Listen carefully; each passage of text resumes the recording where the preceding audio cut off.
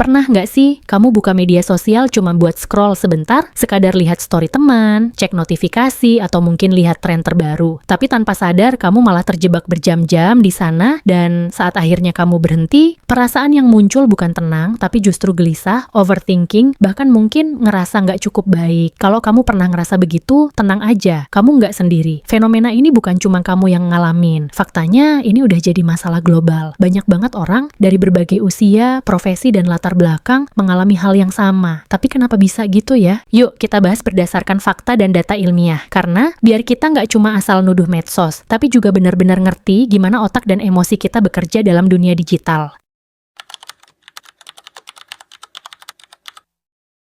Ini adalah kondisi di mana seseorang merasa cemas, tegang, tidak tenang, atau bahkan takut karena pengaruh dari aktivitas digital mereka, terutama media sosial. Kecemasan digital ini bisa muncul dalam berbagai bentuk. Ada yang merasa gelisah kalau nggak buka Instagram dalam sehari. Ada yang merasa nggak tenang sebelum semua notifikasi dibaca. Ada juga yang merasa FOMO, takut banget ketinggalan info, tren, atau update dari orang lain.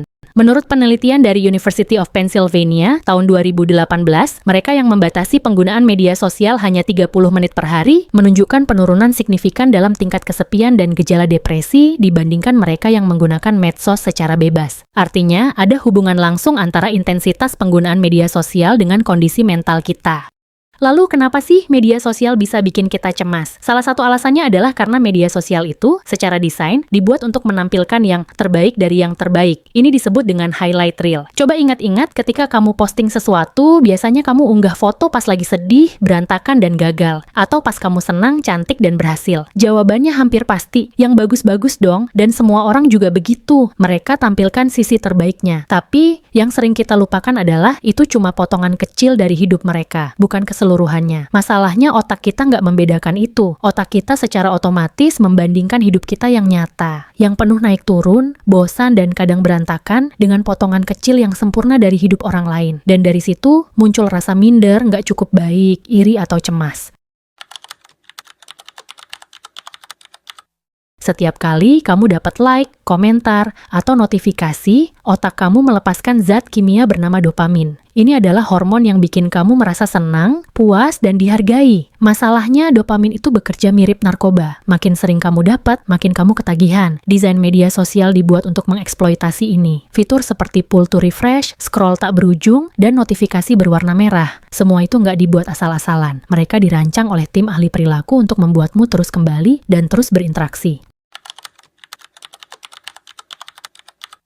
FOMO adalah rasa takut ketinggalan sesuatu, takut nggak tahu gosip terbaru, takut nggak ikut tren, takut nggak kelihatan eksis. Dan FOMO adalah salah satu pemicu terbesar kecemasan digital. Setiap kali kamu lihat temanmu upload foto nongkrong, liburan, nonton konser, sementara kamu cuma di rumah nonton YouTube, kamu mulai ngerasa, duh kok hidupku gini-gini aja ya? Dan rasa itu terus menggerogoti kamu, padahal apa yang mereka bagikan belum tentu sesuai dengan kenyataan. Tapi FOMO nggak peduli itu nyata atau nggak. Yang penting, otak kamu merasa kamu tertinggal. Media sosial juga bikin kita gampang banget membandingkan diri dengan orang lain. Dalam hal fisik, pencapaian, bahkan gaya hidup. Apalagi dengan adanya filter wajah, edit foto, dan aplikasi AI yang bisa bikin siapapun terlihat sempurna. Kita jadi merasa standar kecantikan atau ketampanan berubah drastis dan makin nggak realistis. Hal ini memengaruhi kepercayaan diri, terutama di kalangan remaja. Mereka jadi ragu sama bentuk tubuhnya, wajahnya, bahkan identitas dirinya. Ini bukan cuma masalah kecil. Ini bisa berujung pada gangguan citra tubuh, gangguan makan, dan tekanan psikologis lainnya.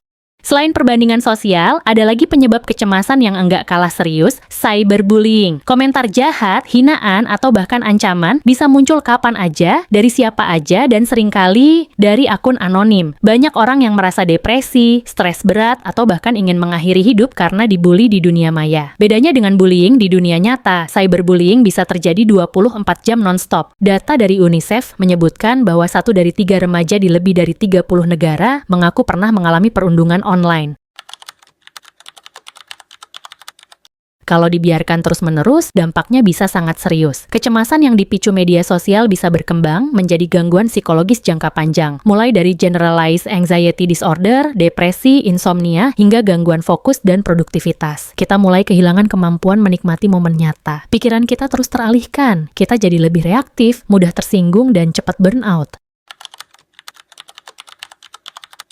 1.